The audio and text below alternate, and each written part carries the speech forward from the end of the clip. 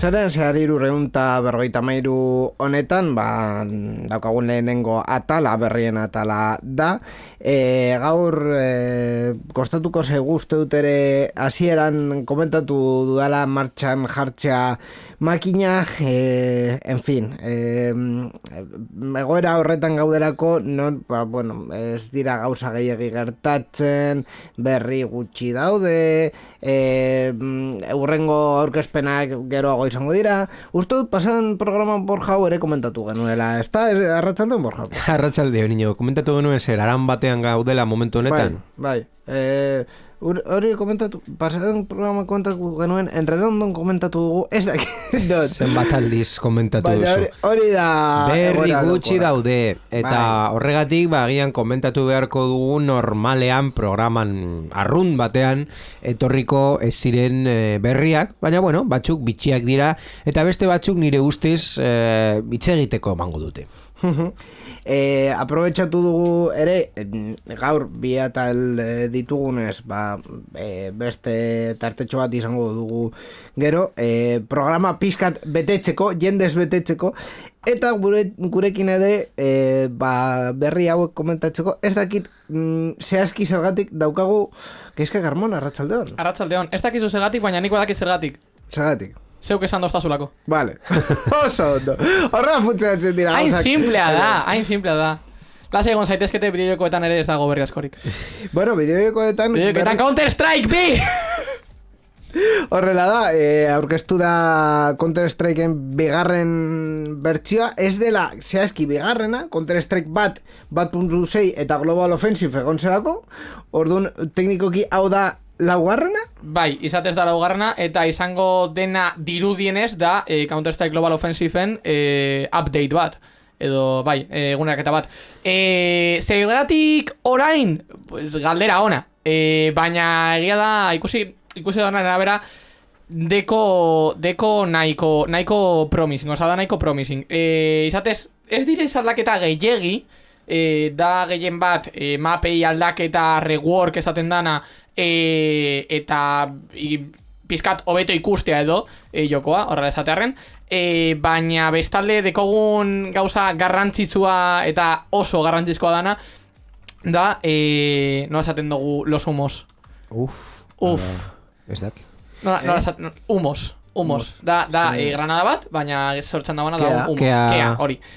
Ke granadak, kasu honetan dekote pizkat interakzio berri bat, dala neuk eraso egiten badot, zu egiten badot, granadek sortutako kearen erditik sortzen dala zulo bat. Eta gero berriz bete egiten da. Eta kea baita dependen non botatzen dozun, bere espantzioa edo handitzen da, objektuekin kolisionatzen dau, badago moduren baten aire, brisa edo tokiren batean korrentea dagolako baita june egiten da beste toki batera. Interakzioa nahiko polita. Baita esan balo gauza bat, eta da, orain arte, Counter-Strike Global Offensive korritu alba zuen 2008ko ordenagailu bat, ez dut uste orain berdina gertatuko danik. Galdera bat dauka, ni bizpairu alditan jokatu dut uste du Counter-Strike. Jokaren helburua berdina izango da. Bai, oza, jokoa berdina da. Bitalde eta pam eta... Jokoa berdina da. Uste dut egongo dela, eskrizakit mapa berririk egongo dan. Badakit, jada daudenei, egongo detera aldaketa hori, argia potenteago ikusteko eta ray tracing eta gauza berri hauek. Zuk ez duzu jokatzen Counter-Strike historioaren gatik. No, ez deko historiarik. Hau peli porno bezala da. Videojokoen... Videojokoaren porno bat da, hau da, ez daukazu historiarik, ez daukazu gidoirik. Klipeatu hau mesedez, videojokoaren porno. Bakarrik pum-pum egitera. Bai, no, sí. Ateratzen duzu pistola eta pam-pam. Ai, por Dios. Baina egia da. Eta Borjak farre egiten da. Ez dago historiorik, ez dago gidoirik, ez dago cinematika daukazu. Dekotu cinematika pare bat, baina dire cinematika pare bat sartzeko joku modu batera, eta beste bat dela, jokoan sartzen zarrenean, eta da, bienvenido a Counter-Strike. Ordu, zer ematen dizu bideojokoaren belaudari berria? Hau da, eszenario iaia berdinak, eta no, eszenario berdinak, ray tracing, argia... Grafika, detalle, hobeagorekin, eta hori tira. Da, zehazki, hori da. Eske, deitu diote Counter-Strike B, baina gauza da izatez dela update bat. Da eguneraketa bat, eta eguneraketa hau da nahiko potentea, izatez aldatuka daualako nola ikusten den jokua, eta interakzioak hori bai eta zenbat gratuito, bueno, free for all. Eta zei irabazten dut orduan garatzaileak? Jendea voltatzea Counter-Strikeera. Porque izatez, badakit, badiru diela, dela una tonteria. Non etortzen da beren diru sarrera orduan? Toki berdinetik, dela Dragon Lore. Dragon Lore, bueno, izatez, Counter-Strikea da bakarrik zuzentzen den joko bat. Zergatik, deko modu pro bat, horrela esatearen modu pro bat, eta horrek egiten dana da, ematen dizkizu estadistikak, no koña, ematen dizkizu estadistikak. Zeure jokoaren estadistikak, eta nola hobetu, eta no seke, eta bere beste jokalaren estadistikak, eta bat, eta albitzen dizu baita be levelak igotzea. Bai, bueno, hobetzea zure pertsonaia. Bai, gutxi gora bera, baina... Ez da RPG-a, naiz. No, baina beste alde batetik ez dizu ematen ezer, ez dauka gehiagorik. Baina gauza da, dala bakarri zuzendatzen den joko bat, gauza oso erraz batengatik, eta dira skins. Basikamente, zuek dekozu arma desberdinak, eta dekozu skins bakoitzan txeko. Fortnite bezala? Bai, nahiko antzeko, baina movida da hemen daula workshop. Ez da neuk erosten diot Fortnite bere skin arma honetarako. No. Hau da, niri tokatzen zait kaja batean skin bat, eta saldu nahi dut workshopean. Eta neuk saldu nahi badut skin bat baloratzen dana 4 zentimotan, 5 eurotan, eta norbaitek erosten dau, norbaitek erosi dau. Merkatu sekundario. Hori da, merkatu librea edo, horrela esaten. Movida zein da, logikamente, Valvek eramaten dauala portzentai bat. Bueno, vale. Eta skinsak ez dira precisamente merkeak. Dekozu, nik erosi dodaz zenbait saldu ditu dalako bi kutsa, bi counter kutsa tokatu zitzaidalako, eta kutsak zabaltzeko erosi bardozuz kutsak eta case eta giltzak, eta giltzak bai soilik saltzen dizkizu Steam. Giltzak bai, kutsak tokatu zaizkizu, erosi aldituzu beste jokalari batzuei, dena delako. Bueno, gauza da, jokatu nahi baduzu zure kabuz ezer orden gabe, posible. Aldozu, perfectamente, bai. Movida da, adibidez, Dragon Lore. Dragon Lore da AVP de la francotiradora, frankotiradorentzako skin bat, asmatu presioa, asmatu, saiatu. Eun? $10,000. $10,000. Agur. $10,000. Orduan, karo, $10,000 zenbatera ematen ditu Steam? Ya. Pues agian 2,000, bastante easy. Ya. 2,000, gitxienez. Bueno. Orduan, marketplace horretan sartzen direla segunduro pila bat, pues Steamek eramaten ditu porcentai nahiko altuak. Orduan, hor dago bere ganantzia. Eta horregatik, Counter-Strikeak ez da inoiz hilko, eta beti gongo da bizirik. Ez da inoiz hilko jendea jokatzen badu. No. Gauza da, jendeak ez dau jokatzen, eta aún así, erosi eta saldo egiten ditu skinsak. Hau da, skins NFT bezalakoak dira bere merkatu. Praktikamente. Jendeak erosten ditu da saltzen ditu, pues hori, delako merkatu bat orduan da como invertir en bolsa. Bai. Zeu, orain lortzen dozu skin hau, eta gero igotzen da prezioa, eta orduan saltzen dozu, eta erosten dozu beste hau jetxi dalako, eta orduan, eta transakzio guzti horietan, Steamek parte batera ematen dau. Jope. Bueno, oso ondo asalduta, eta eskerrik asko Gaizka. Zeuri. Bueno, hori izan da, orduan, azteko berri, joko iburuzko berri nagusiena. Por fin, gaming room vuelta, zehar.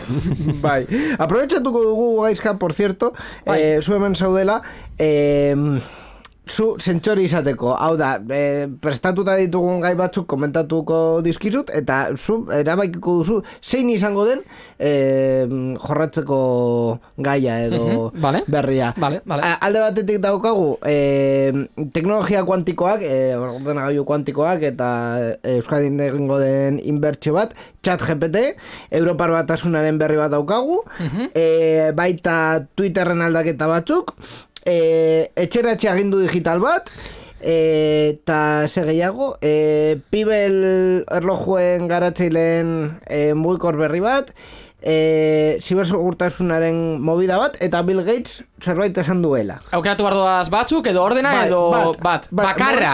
Momentuz bat. Gero ja urrengoa agian. Ez dakigu nola. Urrengoa.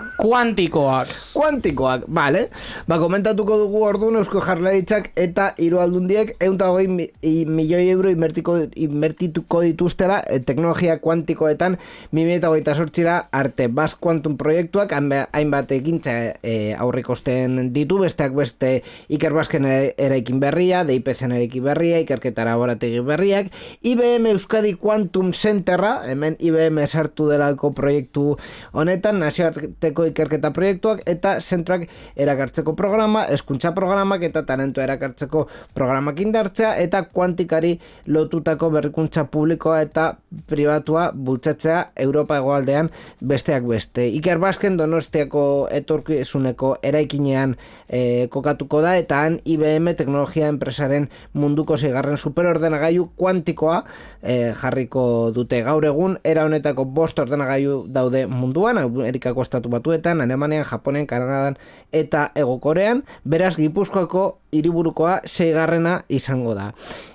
Pasaden astean IBM eta Ikerbasque Fundazioak sinatutako akordiak 40,8 milioi euroko inbertsioa aurreikusten du Eusko Jaurlaritzaren finantzazioaren bitarte. Zenbateko horri foru aldundiek proiektua beren lurrandean garatzeko helburuarekin egin duten ekarpena gehitu behar zaio. 120 milioi euroietara heldu arte. Guztira, Basque Quantum inbertsio hori izango du 2028 arte. Handa, 120 milioi inbertsio publikoa, 50 jartzen duela Eusko Jaurlaritzak, eta ja 70 restante jartzen duela hiru foru aldundiak. Bai. Hirurak. Bai, ez? Bai, gutxi gora, bueno... Naiz eta hau Donostian egon. Claro, berriak esaten du, aldundiek erakarri nahi badute proiektu hauek haien lurraldeetara dirua jarri beharko dutela. Hainbat kontu, lehen justu berriaren hasieran komentatu ditugun hainbat kontu horiek, adibidez Ikerbasken ekin berria edo IPC ekin berria, horiek Araban edo Bizkaian egitea nahi badute, aldundi horiek ere dirua jarri beharko dute hau aurrera eramateko. Hau kasualidadea, eta da neure klasekide batek komentatu guztala duela 2 egun, eta da berri hau aukeratzen arrazoi nagusia, komentatu guztala duela 2 egun bera dau egiten Urdulizen kampus batean programazio gauza batzuk.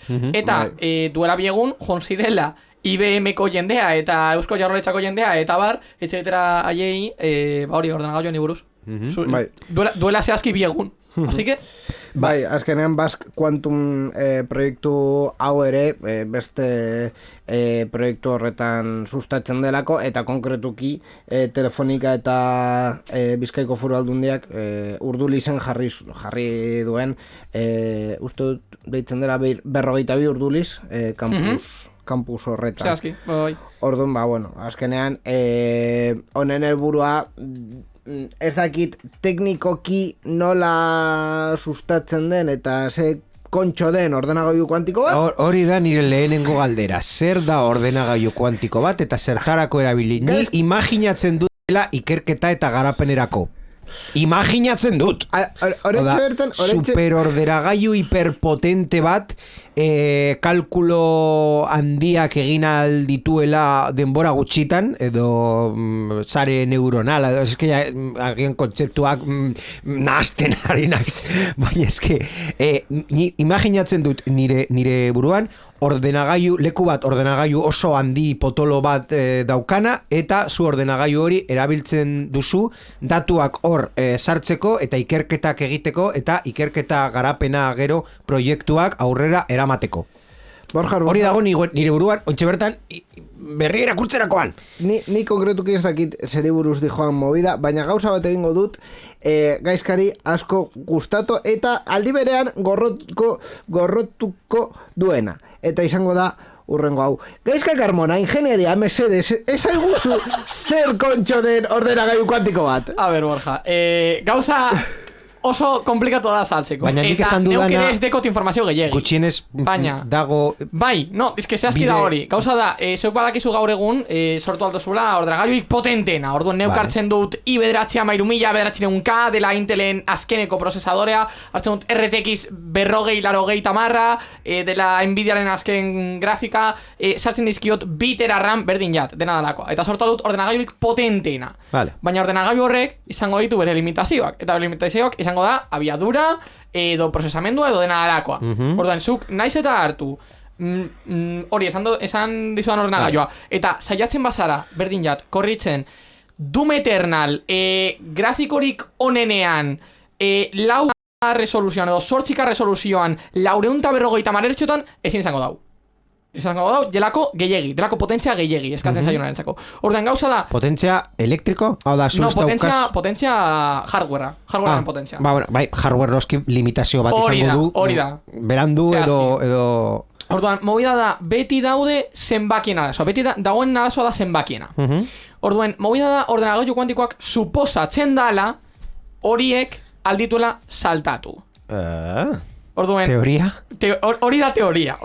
Gauza da, neuna hoin egiten inteligentzia artifiziala, asignatura batean, ikasegi batean, eta beti deko garazo bera. Eta da, zeuk eskatzen diozuen ordenagailuari konputa, no sé cuantos, eta bestea.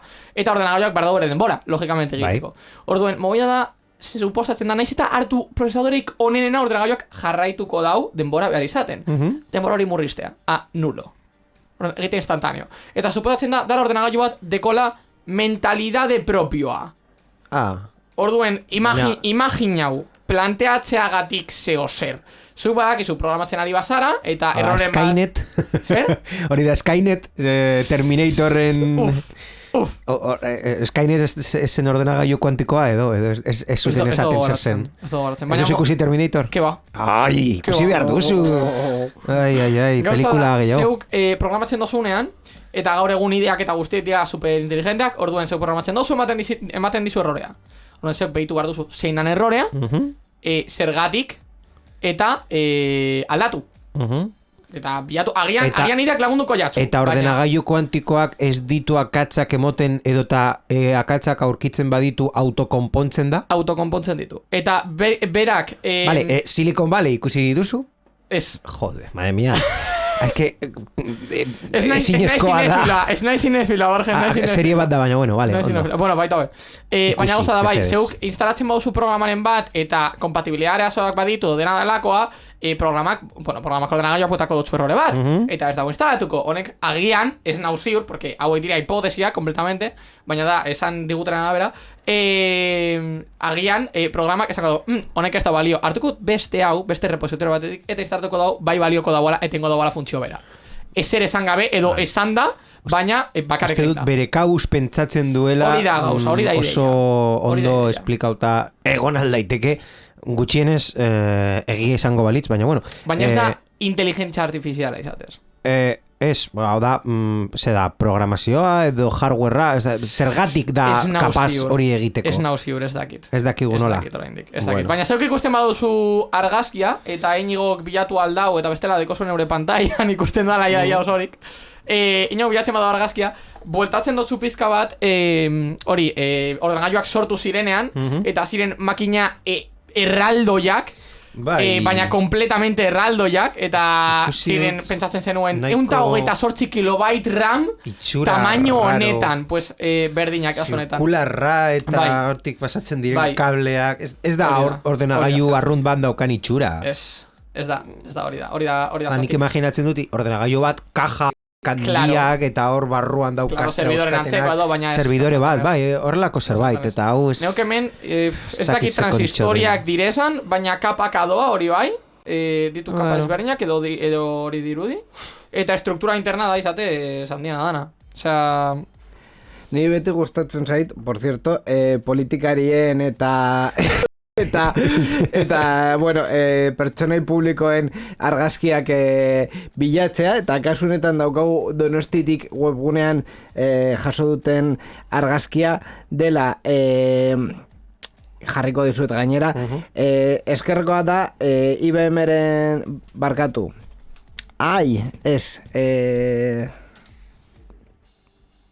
Bai. Ez que...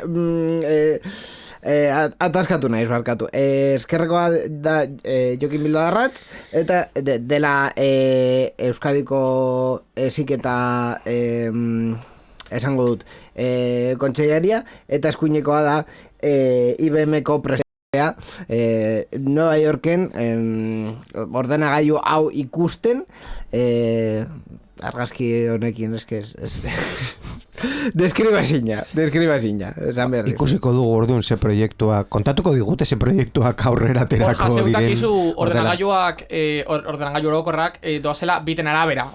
Biteko sistema, 74 biteko dela gaur RAM, horrek ematen du edo prozesadorea ematen dute bere potentzia. 30 bit, 74 bit, haiek egiten dituen kalkuluen hori zemat egiteko, bai. Ez que zehazkin aborain hori ikasten. Eta lehenengoak ziren sortxikoak eta masekoak eta bar. Vale, pues hauek ez dutelan egiten biten arabera. Diraz, kubitak. Eta kubitak, direz, bakarrik mekanika kuantikoaren arabera saldu daitezken sistema. Gurean izotz kubitak nahi dugu. Bai. Irakurri donan arabera, suposatzen da prozesadorea dela gaur egungo prozesadoren oso antzekoa, baina ikusi dutun armatroste osoa, dela hori mantentzeko temperatura oso basuan, baina basuegia. Claro, lan egin izateko behar dituen abiaduretan. Hori da arazoa. Baina izatez, ez leuke beharko tamaina gehiegi izatez prozesadoreak. Besteak ja, refrigeramiento sistema beste asunto da. Bueno, hori da azken finean Eusko Jaurlaritzak eta hau da IBM-ko webetik, por cierto. Bueno, gure diru publikoa horretara doa kasu honetan. Ez galdetu zergatik, Ez daukagurako. Gaizka, urrengo gaia operatu. GPT. Vale, GPT buruz estegak daukagu, baina testurik, Bai, ni hasi baino lehen egingo ja ordenagailu kuantikoari buruz bukatzeko, baina GPT-rekin pizka bat enlasea egiteko. Ez dakit zenbat alditan entzun dugu azkenengo hilabetetan GPT, ChatGPT, GPT-3, GPT-3.5, GPT-4, jatera den... Turbo! Bai, nahi duzuna. Ez dakit zenbat profesio eta pertsonei kenduko diotela lana eta profesionalak birziklatu beharko direla eta programatzaileak edo artistak edo abokatuak, ez dakit bere lana galduko dutela adimen artifizial hau kapaz den egiteko, eta nire galdera, zergatik ez du inor izan politikariak? Zergatik ez dan posible politikari bat kendu eta jarri ChatGPT bere lan egitera, si es que gutxi bara bera esaten dute berdina. No, de hecho esaten dabe hobeto. Kapaz dira. Inteligencia artifizialak egiten dabe hobeto, de hecho. Ni aurkeztu nahi dut lista bat chatbot batekin egiteko parlamentario. Claro, iak ez da bilatuko dirua lortzea, zertako. Zertako. A ver. Literalmente zertako. Ez du behar soldata bat, ez du behar dietak eta... Borja. ChatGPT Plus, €1 hilabetero. Vale, begia da. Mesedes, Borja, mesedes. Jartzen dugu. Ni aurkeztuko dut presidentea. Aurkeztuko dut proposamen legislatibo bat egiteko posible politikari bat izatea adimen artifizial bat. Lehenik eta merkeagoa delako. Eta bigarrenik politikari gehienak egiten dute ja, ChatGPT jadanik egiten du. Eta hobeto. Berdin edo hobeto. Egunen batean egin beharko genuke... Zergatik ez diote kenduko politikari lana? Zergatik? Ni esango dut, eta ja, totalmente en serio, segun ze politikari, agian ez guztiak, baina segun ze politikari, tranquiloago geratzen naiz, jartzen baduzu adimin artifizial bat bere lekuan. Bai. Siempre y cuando están activatzen dan, kontuz con esa capa, kontuz. Vale, venga, baina... Kontuz. ¿Ves? Jarri ezazu horrelako politikari bat eta teknikari bat atzean. Perfecto. Egunen batean egin barko genuke ChatGPT, batez Twitchen Borja, ChatGPT, baina IBM ordenagailuan. Hori da. Ai, ama. Egin beharko genuke ChatGPT-ri eskatzea Espainiako erregearen diskurtso bat idaztea edo horrelako zerbait. Egiten ari da.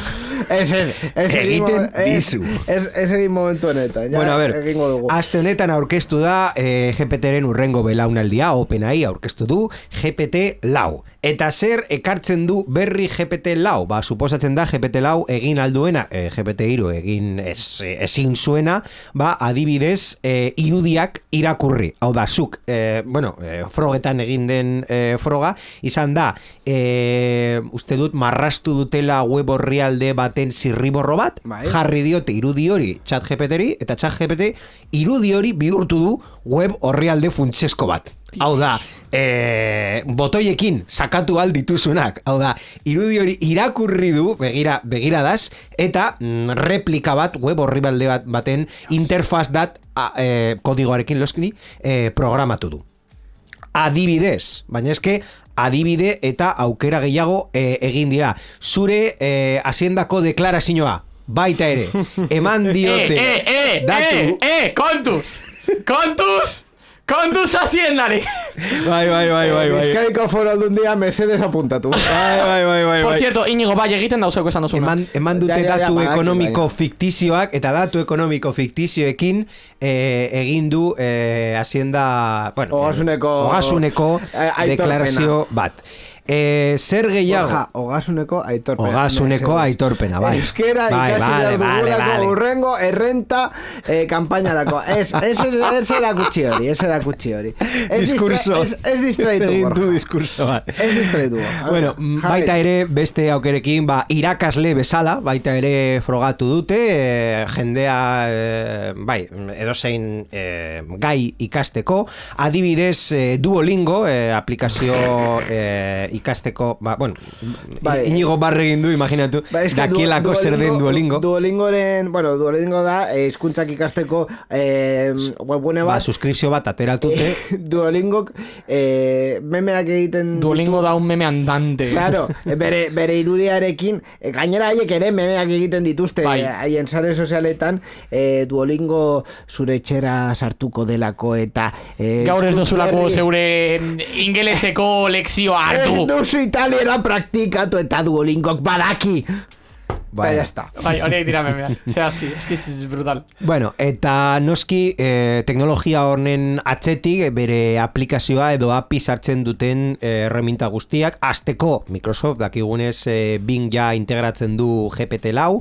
Microsoft baita ere aurkeztu du Suite Office 365, orain Microsoft 365 Office jarriko duela baita ere Copilot bezalako sistema bat programatzeko erabiltzen dena GitHuben, lagunduko dizuna egiteko Word, Excel, PowerPoint aplikazioekin erabili ahalko duzu Copilot antzeko bat. Copilot for the win. Hori da.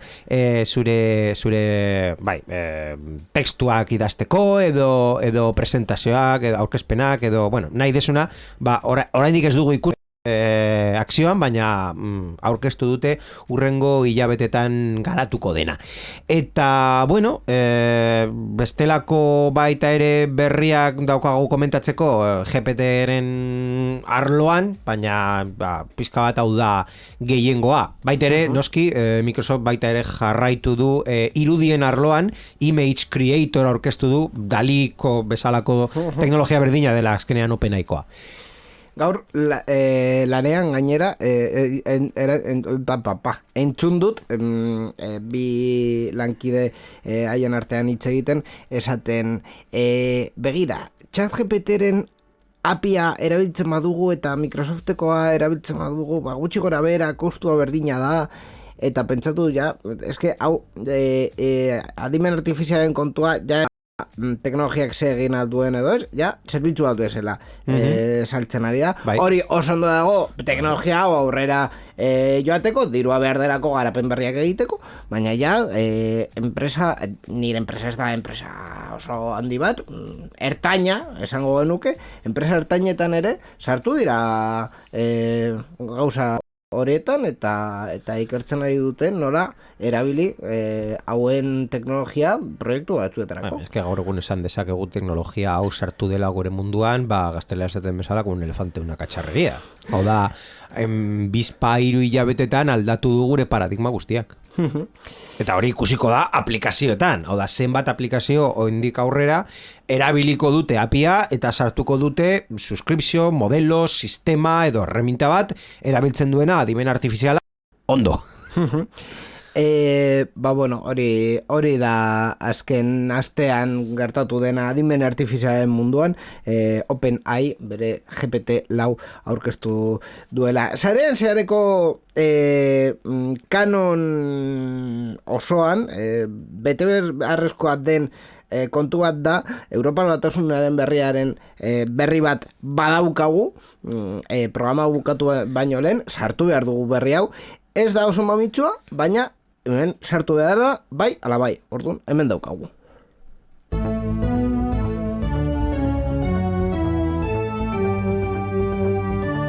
Europar Batasunaren berria. Sarean zehar.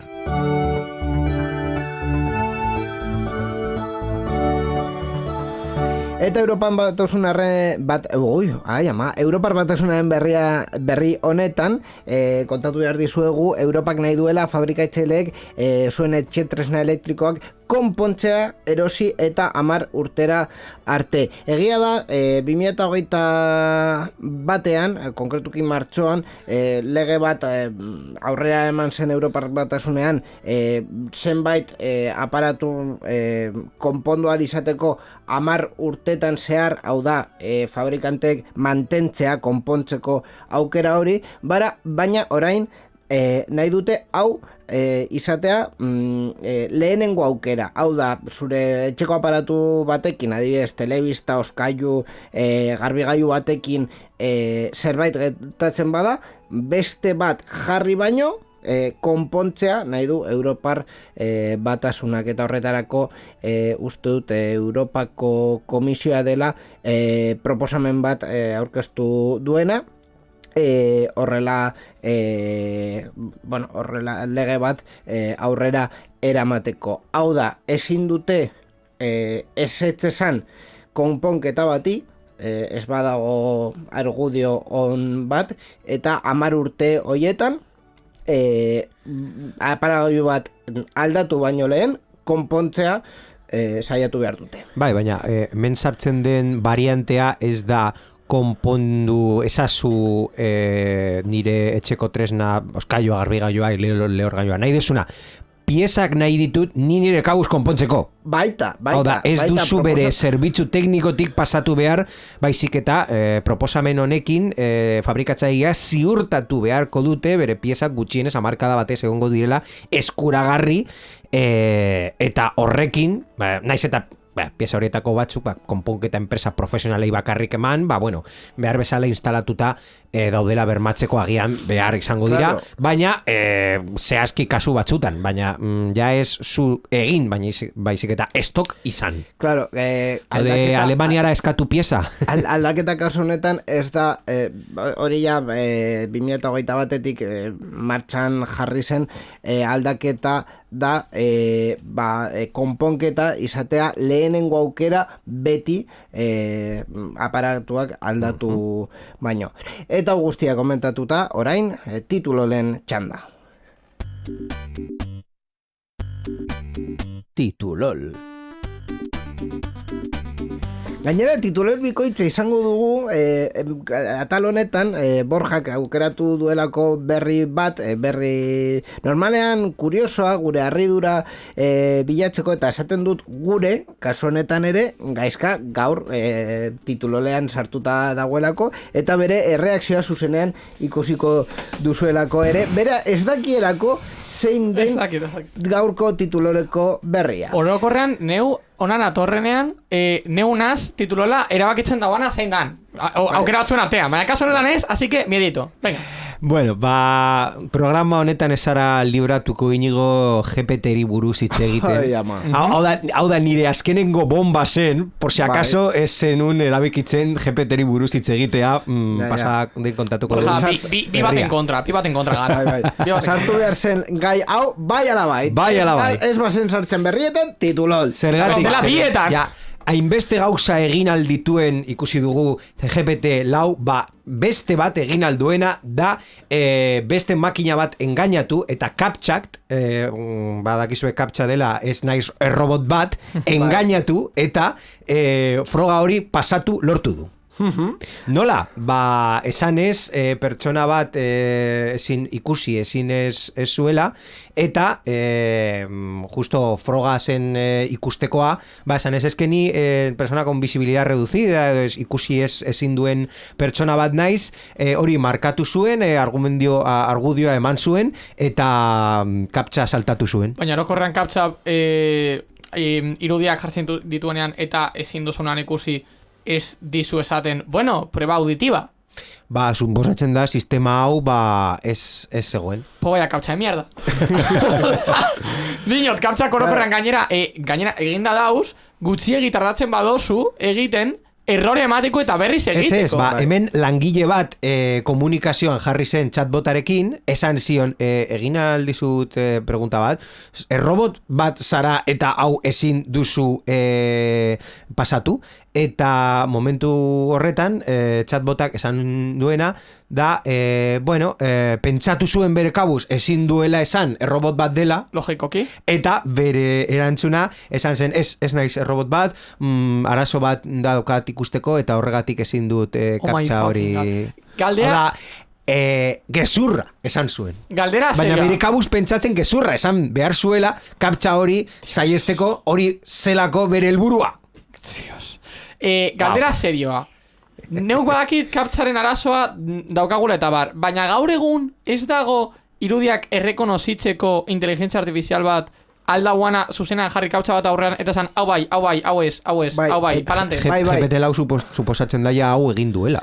Egin ahal duela. Baina bueno, ez irudia irakurri baina kaptxa egin agian ez. Eta hortaz abatago esan behar dizut, Google jartzen duela hor errekonozitu autobusak. Google bere infrastruktura zerbitzuetan ematen du irudi hoiek errekonozitzeko zerbitzua. Hau da, Googleeko zerbitzuak, Googleeko kaptxak saltatu aldituzte. Teknikoki ez da egiten, hau da, kasu gehienetan dekotela datu basea. Ez da datu basea izatea, baizik eta sistema bat daukate, sistema adimentsu bat daukate, errekonozimendu hori egiteko, gainera entrenatzen dena kaptxen erantzunekin. Hau da, normalean, Googleek esaten dizunean, zaidazu zeintzuk diren autobusak, bera badaki, batzuk direla autobusak, baina beste batzuk, suposatzen da autobusak dira, baina ez daki. Entrenatzen dugu adimen hori, gure kaptxekin, eta aldi berean, adimen hori, gero Google saltzen du, zerbitzu bezala erabiltzeko. Orduan, Google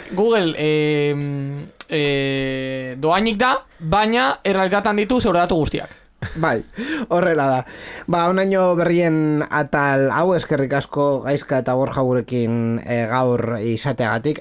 Urrengo programan pizkat berri gehiago ditugun. Spoiler txiki baten gogotzut. Ez. Eskerrik asko Inigo eta entzule guztioi urrengo programara arte. Eta orain, Zigor Baiajorekin itzengo dugu Euskal Pod ekitaldea aurkezteko.